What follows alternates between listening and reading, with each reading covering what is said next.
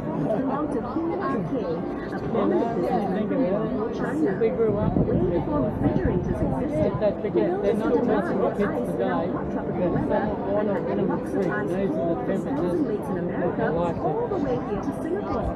Unfortunately, his ice venture failed because expenses were simply too high. But much respect to the imaginative today, Singaporeans eat sipping drinks out pristine by the river. Coffee has been transformed into a different but no less bustling waterfall. Everyone flocks here for both front and riverside festivals. You may notice another bridge here. This one's called Reiche, and see yet another bridge. From the 1950s to the 1960s, this bridge was a popular place for storytellers, satirist,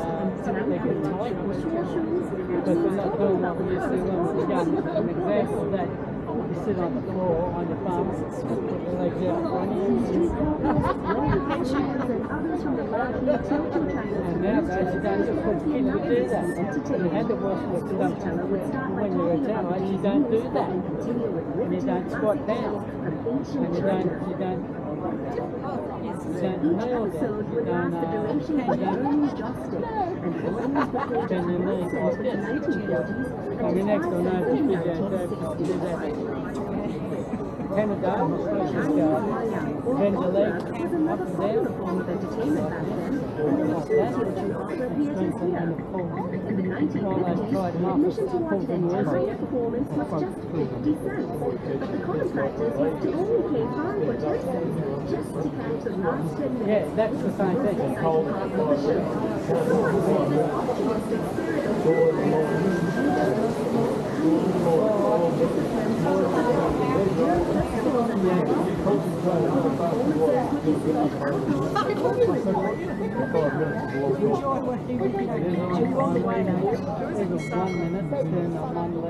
right. She said, 1 minute.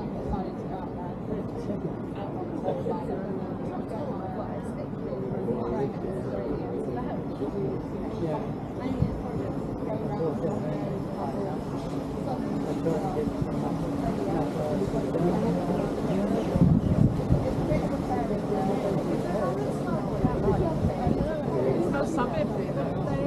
There's no suburb. Is that good or bad? No suburb. Is there a postcode there? It's amazing.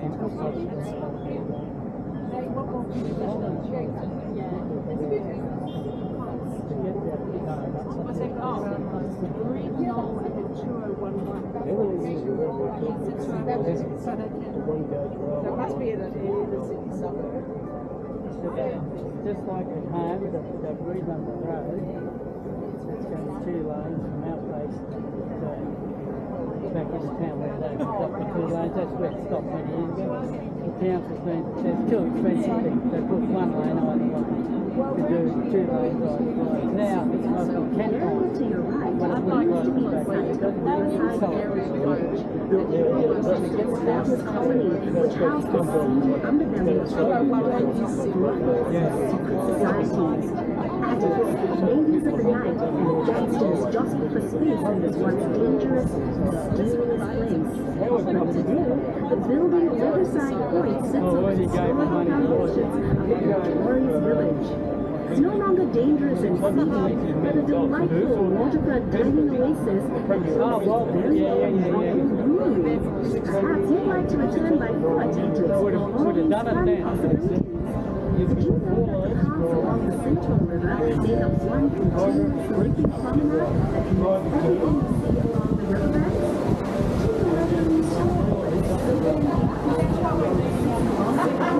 It's like both sides of the river, as you take in the sights and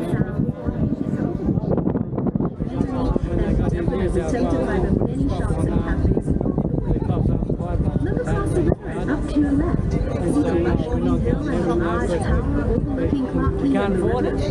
That is Pine Hill, where Raffles built his own bungalow, Singapore's first government house.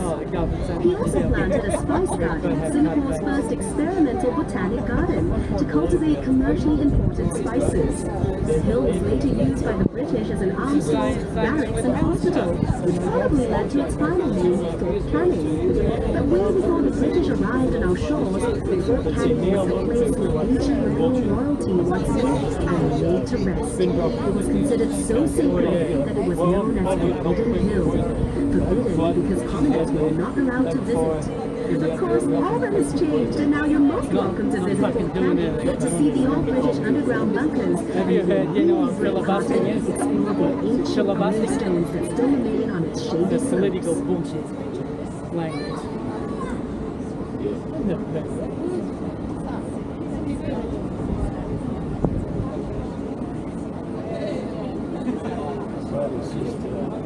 It's just crap.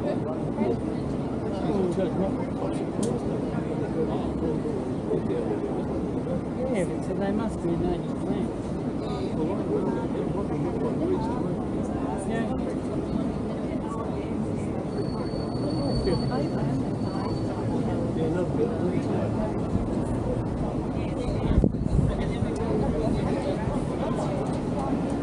Now here's a building that just begs for attention. Yeah, no, See the one adorned with colourful windows on your left?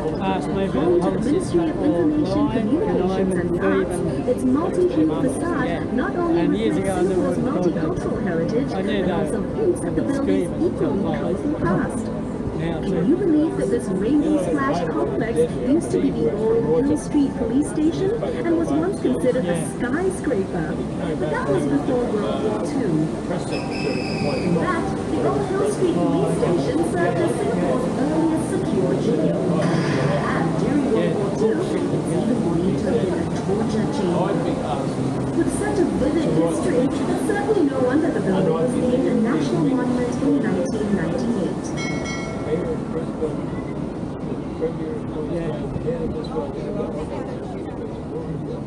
when they come, they split it out.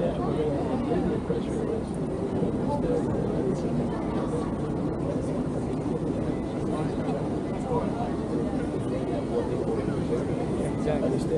All candidates.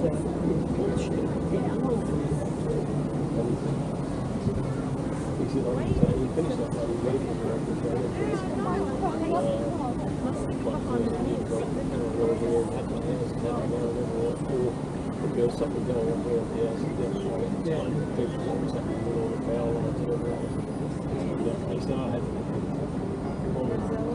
Well, I spoke to the lady the other day, something around there for some earrings or something. No, she said, oh, you're a girl. I said, not a stage. She's got the earrings there, and she asked me,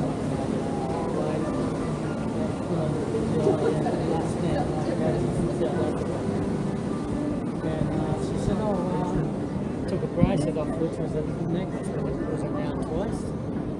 She said, what did you give me for that? I said, $450 later, make it $500. On your right is Boat Quay and its stretch of colourful, quaint shophouses. It was completed in 1842 and is Singapore's very first quay. At its peak in the 1860s, Boat Quay had three-quarters of Singapore's total shipping business. The sheltered riverbanks made excellent loading and unloading places. Back then, the whole river was chock-a-block with thousands of boats transporting a whole myriad of goods to be traded by the merchants who had set up shop in that row of buildings on the bank. Some of those goods included seafood, spices, and rubber. The precious cargo was shouldered across gangplanks by immigrant laborers known as coolies, whose blood, sweat, and tears formed the very backbone of our nation's rise to prosperity. Wonder why all the shophouses are concentrated on just one embankment of Boat Quay? Well, legend has it that the Chinese immigrants chose to set up homes only on the south bank of the river. You'll notice how the riverbank curves just like the belly of a cock. In Chinese culture, this majestic fish is an auspicious symbol of good fortune and a great place to store wealth. These first immigrants believed that this part of the Singapore River was where prosperity and wealth could be found. That's also why many banks and businesses started up here and eventually developed this area into our current central business district. Where once boats lined the water's edge, today the banks of Boat Quay are lined with shophouses turned into restaurants and pubs. The facades of the boat quay shophouses have been retained, and their unique architectural styles give the district a distinct flavor. Notice how the shophouses are of varying heights? Long ago, this signaled the owner's wealth. In other words, the higher the building, the wealthier the owner. Perhaps these traditional beliefs have extended till today. Just take a look at the tall skyscrapers of Singapore's financial district towering over the boat quay shophouses. This is the perfect place for snapping pictures, so enjoy the 360-degree views and drink in boat quay's unique blend of traditional Asian values set against a modern and progressive backdrop. The shophouses form a charming contrast of Singapore's developing years against the skyline of a new Singapore. This truly is a uniquely Singapore sight. By the way, are you feeling hungry? Hawkers and their pushcarts used to line the riverbanks, selling local dishes that were cheap and delicious. Put it underground and you don't have to worry about the maintenance. Teochew porridge Trees and only lightning ain't going to find it. Better yet, side dishes were free of charge. Every day, people who want to live at the river would eat at these pushcarts, sitting on little stools along the riverbanks. Anyway, This is how Western dining got its start in Singapore. Yeah. Well, they sold the house, they got 1.25 million rand, and they came to Australia and converted that Aussie cash, they didn't have enough to buy a house.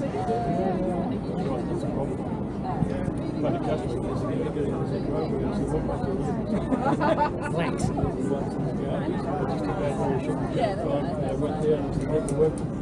So he said, what I did was he sold everything I had over a 6-month period. He said, Directly ahead is Cabinet Bridge, completed in 1869 and named after Colonel Sir William Orford Cabinet, Singapore's last governor. It's Singapore's only suspension bridge to have retained its intricate original form. It was manufactured in Scotland, then shipped to Singapore later to be assembled. Unfortunately, the bridge was built too low, and boats had to wait for low tide before they could pass. So look out and don't forget to duck as we cruise under the bridge. Just kidding. Coming up on the other side of Cabinet Bridge, you'll see a group of little boys jumping into the river. Don't worry about jumping in to save them. They're actually incredibly lifelike bronze sculptures showing a scene from the river's past, where children would stand and wave cheekily from their houses. Very often they would take off all their clothes and jump in for a cool afternoon swim. Standing tall and majestic is the exclusive Fullerton Hotel, which blends the elegance of old-world charm with every modern convenience. Built in 1928, lots of paper pushing went on behind the hotel's splendid columns before its glamorous makeover. Its facade is a masterpiece of neoclassical grandeur, which belies its much stuffier original occupants, the Chamber of Commerce offices and the General Post Office, from which mail was transported along the Singapore River to and from ships. Since the 1950s, this was also the site of many political campaign rallies, but even longer before that, it was occupied by Fort Fullerton, built to defend the town at the mouth of the Singapore River.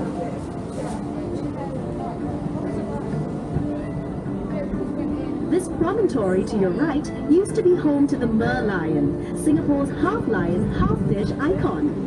The Merlion stood guard here at the river mouth for 30 years before it was hauled by barge to its new home in the bay in 2002. As we make our way out into Marina Bay, you'll be able to see the Merlion for yourself and hear all about its story.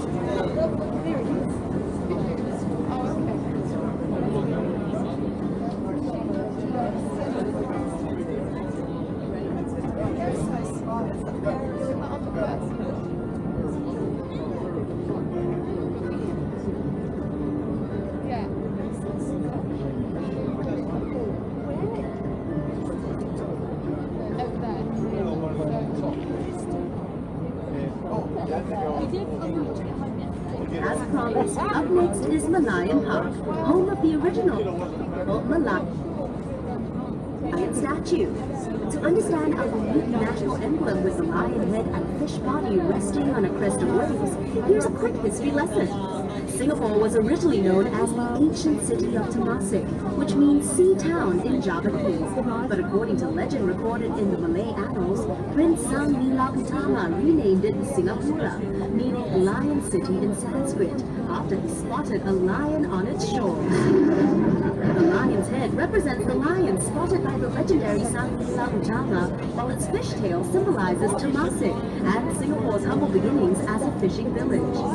Measuring 8.6 meters high and weighing 70 tons, the Merlion sits on reclaimed land looking out to sea. She attracts millions of visitors a year who make the trip to Merlion Park to photograph this world-famous icon at her new home right here in scenic Marina Bay.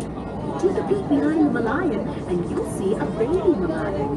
Believe it or not, its scales are made from pieces of porcelain repurposed from spoons, bowls, and plates. Next to the Merlion and Macau is a luxurious lifestyle dining and waterfront hotel house known as the Fullerton Heritage.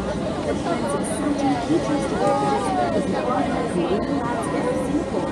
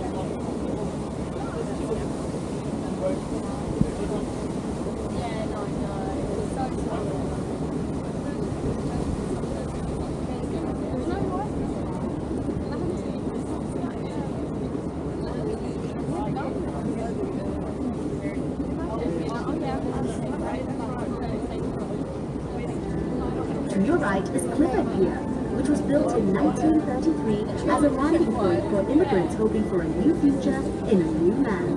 It was also once known as Red Lamp Pier because legend has it that a red oil lamp used to hang from the pier as a comforting guide to weary seafarers. Mindful of its rich historical past as a bustling trading post and gathering place for food lovers and entertainers, Clifford Pier has been carefully preserved and now serves as the lobby of the Fullerton Bay Hotel. And beside it is Customs House, a charming conservation building from the late 1960s, which began as the Customs Harbour Branch building, one of Singapore's earliest modern-style public buildings. As Singapore's shipping and trade boomed, it became the home of the Singapore Customs Police, tasked with watching over one of the world's busiest harbours.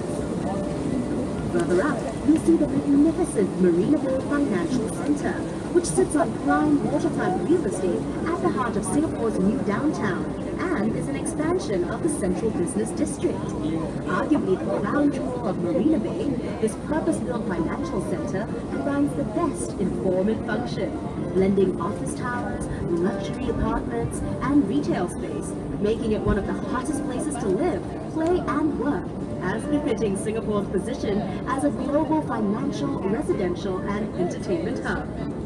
It's also part of the 3.5-kilometer Marina Bay Waterfront Promenade, which has become a popular scenic footpath, especially since this walkway boasts several unique design features. You can look forward to an uninterrupted experiential walk or jog around the bay. Do find time to explore the promenade, which links the landmarks of this beautiful bay area, including Marina Reservoir, Marina Barrage, and Gardens by the Bay. Also located along this fascinating waterfront walk is the Marina Bay City Gallery, which showcases the story of Singapore's urban transformation and the development of Marina Bay. Don't miss its touch-activated exhibits and innovative city model, offering a bird's-eye view of key landmarks in Marina Bay, which will help you navigate the Bay Area. You know.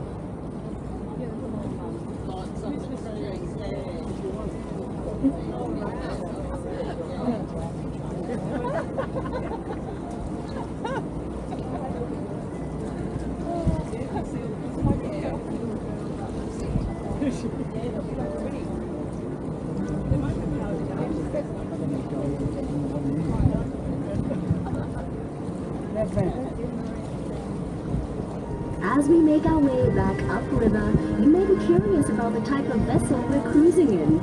Traditionally called bumboats or lighters, these barges were used to transport cargo from ships anchored offshore near the mouth of our Singapore River to the warehouses along the river as early as 150 years ago. In 17th century Europe, they were first used as scavenger or dirt boats to carry rubbish. But some scholars have also agreed that the word bumboat means exactly as it sounds, a ship's bottom or a smaller boat pandering to larger ships.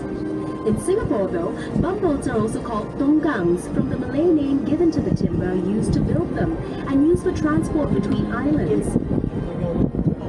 Bumboats are also referred to by the Chinese as tuakos. These boats proudly originated in Singapore with hulls developed by the local Chinese. Hokkien tuakos are the most colorful, with boat heads painted bright red, green and white, while Teochew tuakos were painted a solid red. Now if you're thinking that the bumboats look like they have eyes painted on them, you're not wrong. According to Chinese legend, these boats were designed by a crafty Chinese emperor who was not in favor of foreigners interfering with his expeditions. So he had eyes painted on his boats to ward off evil and to symbolize good luck. It's also believed that the eyes enable bumboats to see and guide passengers on board safely to their destination. So whether you believe in legend or superstition, we can all agree that these colorful, distinctive boats are certainly eye-catching. Did you know that bumboats all but disappeared from the Singapore River during a massive cleanup of our waterways in the early 80s? However, they made a triumphant return to the Singapore River and were given a new lease of life as pleasure craft by Singapore River Cruises. From a humble fleet of just 4 bumboats, that number has grown steadily to preserve our river's charming heritage. In 2006, Singapore River Cruises championed the environmentally friendly cause by creating the world's first electric bumboat. In fact, this very boat we're cruising in is part of our electric bumboat fleet. As we'll soon be saying goodbye to what remains of a bygone era of life along the Singapore River, perhaps you'd like to hear a little more about her rich past. From the southern part of the island, these river waters truly thrum with the lifeblood of Singapore. You've heard a few stories of the early days, how the Singapore River transformed from a sparsely populated swamp to an important port for merchants and traders who docked their boats and built their businesses along the riverbanks. The Singapore River flourished into a busy, overcrowded port and became home to an ever-growing community whose livelihoods depended on it. The Singapore River was where our first immigrants toiled hard to start their new lives. Let's take a break from all the talk to enjoy a little traditional music, shall we? This Malay folk song is called Di Tanjung Katong, a charming ode to an area in the east coast of Singapore near the Geylang River.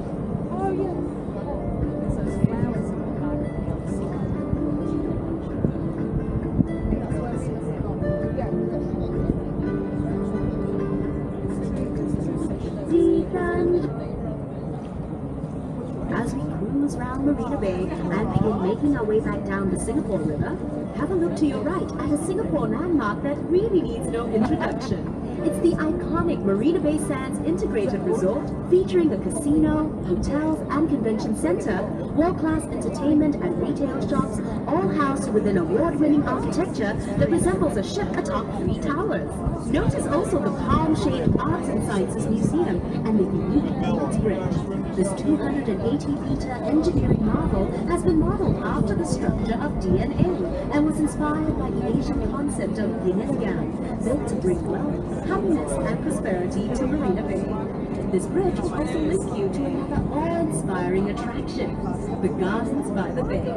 Spanning 101 hectares, this award-winning super park is home to over 250,000 rare plants from all over the world. Enjoy the lush outdoor gardens, huge climate-controlled dome conservatories, and the towering futuristic super trees, which you can even see from this distance. They're essentially vertical gardens, measuring up to 16 stories high and linked by suspended walkways with stunning views of the entire park. Living up to their name, the super trees also collect rainwater, generate solar power, and are venting ducts for the park's conservatories, which encapsulate the cloud forest and flower dome. Do you notice that the water here is very calm? This is due to the Marina Barrage, which is a dam built across the 350-meter wide Marina Channel. It keeps out the seawater to create Singapore's first reservoir in the city, a vital source of fresh water and flood control. The Marina Reservoir is Singapore's 15th reservoir. It has the largest and most urbanized catchment area at 10,000 hectares, one-sixth of the size of Singapore. Just imagine, we're now literally floating in drinking water, perhaps the very same stuff flowing out of your taps. Cruising out into the bay, you couldn't have missed the giant wheel in the sky. That is the Singapore Flyer, a sky-scraping observation wheel that measures 165 meters tall, that's 42 stories high, and 150 meters in diameter. That's about the length of 87 Singaporean men lying head to toe. The wheel carries 28 city bus-sized capsules, each allowing up to 28 passengers, which means that at any one time, the Singapore Flyer can transport 784 passengers per revolution, which takes about 32 minutes to complete, rotating at a smooth speed of 24 centimeters per second. This engineering wonder provides breathtaking panoramic views of Singapore and the islands beyond. In fact, from on board, you can see up to 45 kilometers away. That's 3 kilometers more than the entire length of our island city. You'll also notice to your right 2 curious spiky domes unique only to the Esplanade, theaters on the bay. Because of its resemblance to the king of fruits, it's been affectionately nicknamed the Durians. But no worries here. Quite unlike its pungent namesake, the Esplanade Theatres on the Bay attracts hordes of hungry culture vultures eager to taste of its many blockbuster productions.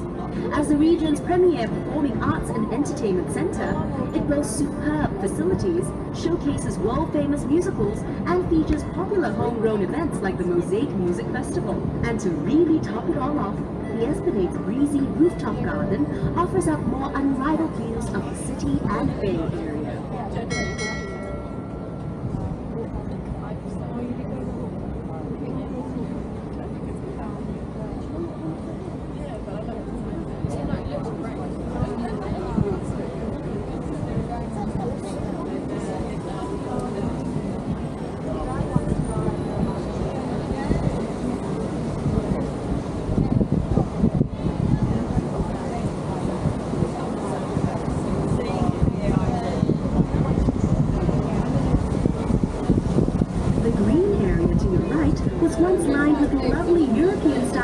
That brought to mind the fashionable elegance of London's Mayfair.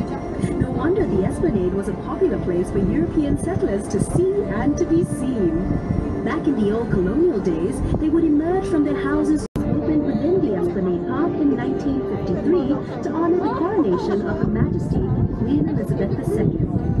If you have the time, this park will take you on a pleasant meandering walk through the park to other interesting national monuments.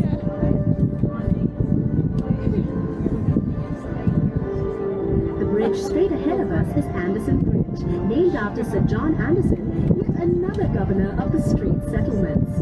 This elegant arch displays an excellent combination of intricate plaster and metalwork, whilst its curved structure provides high resistance to bending force, which comes in really handy since it supports the heavyweight vehicles zipping back and forth daily.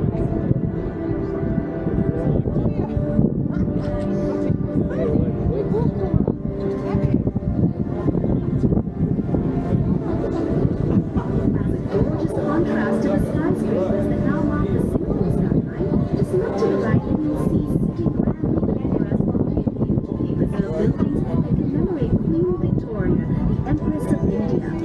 The Victoria Theatre and Victoria Memorial Hall, which features the clock tower, are both historic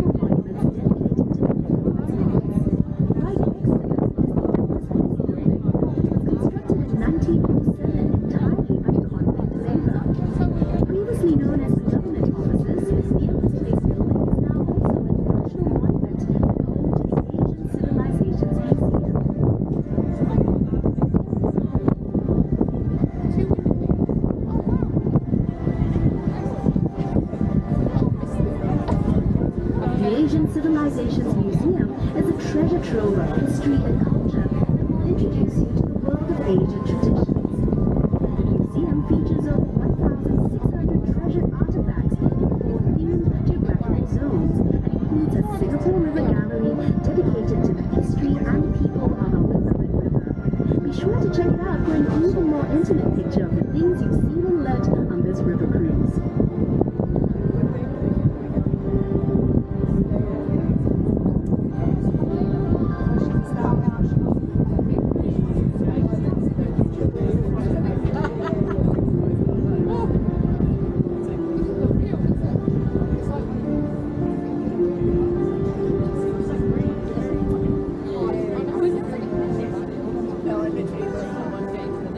Up ahead and to the right, over on the museum steps, an enchanting series of sculptures tells the story of the Singapore River's development. Meet our nation's pioneers, coolies, merchants, traders and financiers, all immortalized in beautifully cast bronze. There are many other surprising sculptures that dot the Singapore River promenade, and if you decide to take an exploratory walk, we promise you won't be disappointed.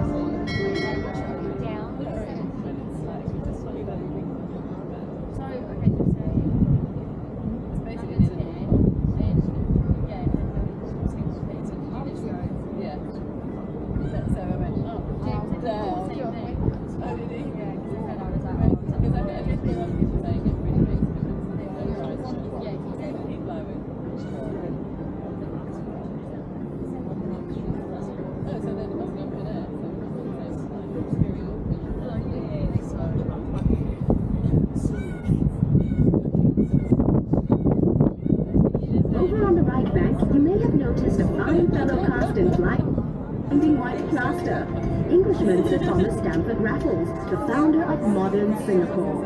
The statue marks the spot where Sir Raffles is thought to have first landed in Singapore in 1819. Back then, Singapore was only a sleepy little fishing village, but Raffles saw enormous potential due to our location along the main shipping route between India and China. After signing an agreement with Singapore's then ruler, Sultan Hussein of Johor, Raffles set about establishing a trading post and free port on the island for England's East India Company. He developed a town plan, drawing up residential, administrative and commercial districts along the riverbanks of this budding island city. The large building we're passing on the right was Singapore's first courthouse, after which it became Parliament House up till 1999, when the new Parliament House was developed just next to it.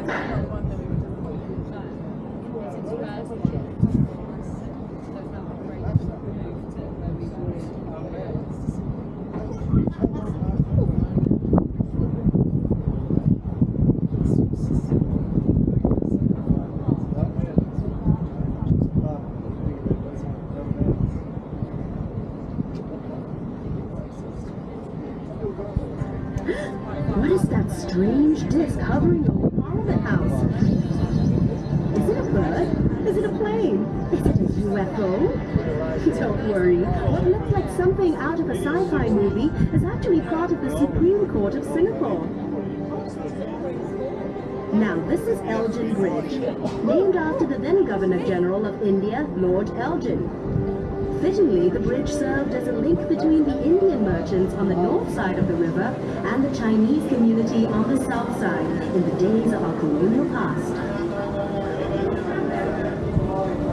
We're now approaching Coleman Bridge, named after its Irish architect, George Drumgold Coleman, for his invaluable contributions to Singapore's development. Appointed the first superintendent of public works in Singapore, Coleman brought with him an architectural style known as Palladian, a combination of Greek and Roman styles adapted for our tropical climate.